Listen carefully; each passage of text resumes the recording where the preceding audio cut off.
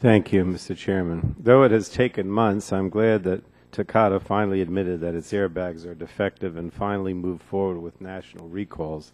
Getting dangerous cars off the road is crucial. Airbags are supposed to save lives and not take lives. But these national recalls came after a full year in which we have seen a rather sloppy rollout of recalls of these exploding airbags. Each automaker seems to have handled the recalls differently. Some automakers conducted regional safety improvement campaigns in high absolute humidity areas. At the same time, others conducted regional recalls in the same areas. Some automakers expanded their recalls to more states. Some eventually conducted national recalls of certain cars. One automaker advised against passengers using front seats until the airbags are fixed, even offering to disable passenger airbags as a precaution. All of this has led to considerable confusion for the public.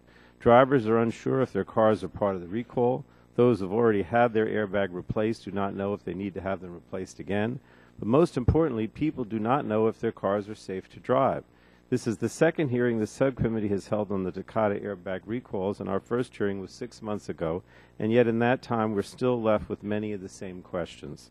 We still do not know the root cause of the Takata airbag defects. We certainly know enough to take action, however, and while I appreciate and share the majority's concerns about this Takata crisis, I am disappointed by its lack of action. Auto safety is not a partisan issue. However, even after the GM ignition switch issues, the Takata airbag ruptures, and even going back to the Toyota sudden acceleration problems, this committee has failed to take appropriate legislative action.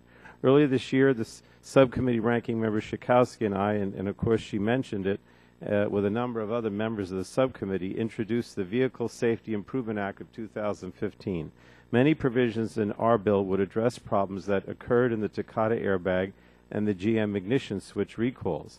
I mentioned to Congresswoman Schakowsky that my car, I had a Chevy Impala, I think it was a 2008, I still have it, was, subject to the ignition switch issue. And, I received a notice in the mail, but there was still some confusion, even on my part, as to what this was all about. I was told that until I actually had the opportunity to go to the Chevy dealer, that I should separate the two parts of the key from the keychain or whatever this thing is called.